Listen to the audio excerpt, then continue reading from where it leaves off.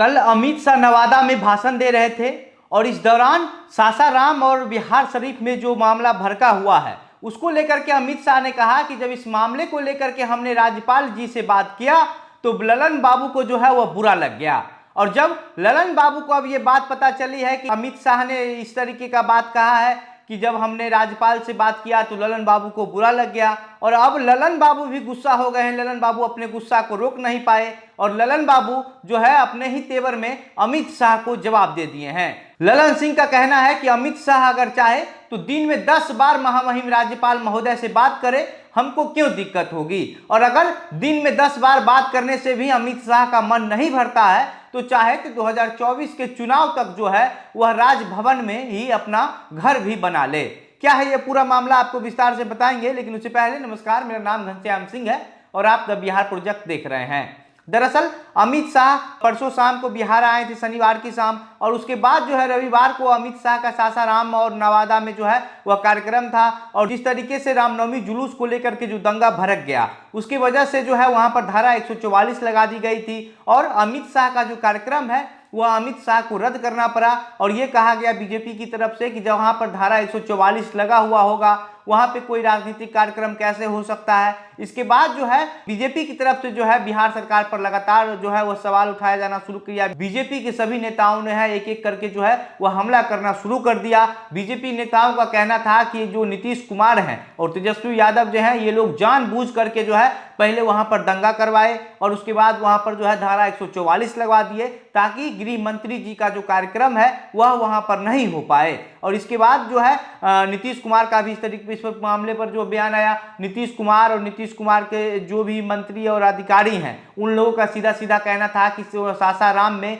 धारा 144 लगाया ही नहीं गया, लेकिन किस तरीके से बीजेपी कह रही है कि वहां पर धारा 144 लगा दिया गया। हालांकि मीडिया में ये खबरें भी आई थी कि जो सासाराम है वहां पर धारा 144 लगाया हुआ है, लेकिन बाद में जो है वहां के डीएम का ये कहना था कि वहां पर धारा 144 नहीं लगाया गया है। इसको लेकर के फिर से बीजेपी के जो नेता हैं उन्होंने कहा कि जो नीतीश कुमार हैं वो पहले धारा 144 लगा देते हैं और उसके बाद अपनी बात से पलट जाते हैं। पलटी मारने में नीतीश कुमार जो है वह सबसे आगे हैं। और जब अमित शाह का सासाराम में कार्यक्रम नहीं हो पाया तो उसके बाद जो है नवादा में अमित शाह का कार्यक्रम था और नवादा में अमित शाह ने मंच पर से जो है वह भाषण देने के दौरान कह दिया कि सासाराम और बिहार शरीफ में जिस तरीके से दंगा भड़का हुआ है और बिहार की सरकार जो है इसको रोकने में असफल है, इसको कंट्रोल नहीं कर पा रही है।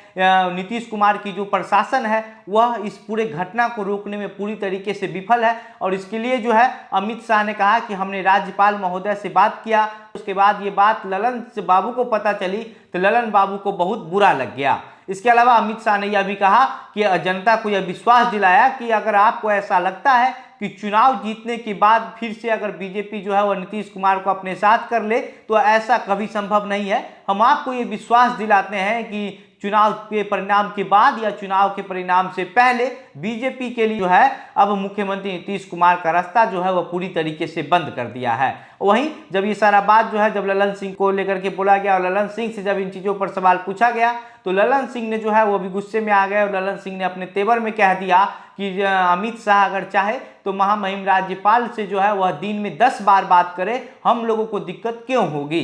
इसके अलावा ललन सिंह ने बैक टू बैक 2 ट्वीट भी किया जिसमें कहा कि देश के माननीय गृह मंत्री जी अमित शाह जी, नवादा में आपके भाषण से स्पष्ट है कि बड़का झूठा पार्टी यानी कि बीजेपी हताश हो गई है। आप महामहिम राज्यपाल से रोज दिन में 10 बार बात कीजिए, हम लोगों को क्यों तकलीफ होगी। बंगाल, केरल और महाराष्ट्र के लोग गवाह हैं, सब देख चुके हैं कि राज्यपाल जैसी संस्था का राजनीतिक उपयोग आप लोग किस तरह करते हैं। आप लोग चाहे तो 2024 लोकसभा चुनाव तक अपना आवास भी राजभवन में ही बनवा लीजिए, परिणाम आपको 2015 वाला ही मिलेगा। 2024 में भाजपा भारत मुक्त होगा, बिहार से बड़का झूठा पार्टी को शून्य ही मिलेगा। इसके अलावा ललन सिंह ने एक और ट्वीट किया है जिसमें लिखा है कि माननीय गृह मंत्री जी, जुमले और झूठे वादों के कारण भाजपा ने अपनी विश्वसनीयता खो दी है।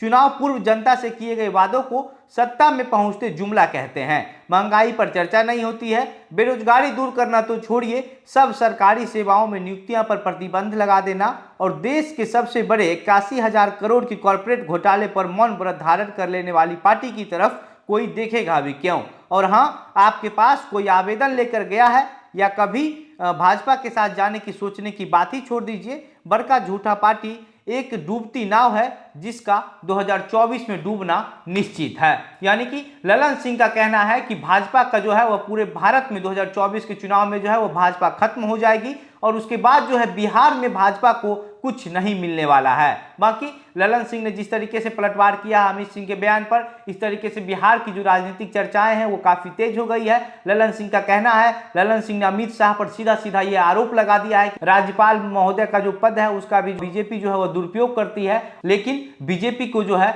ये सब करने से कोई फायदा नहीं होने वाला है। बाकी इस पूरे मामले पर आपकी क्या प्रतिक्रिया है हमें कमेंट बॉक्स पर लिखकर बताइए। वीडियो को शेयर कीजिए, ज़्यादा से ज़्यादा लोगों तक पहुंचाइए। आप द बिहार प्रोजेक्ट देख रहे थे। मेरा नाम घनश्याम सिंह है। बहुत बहुत धन्यवाद।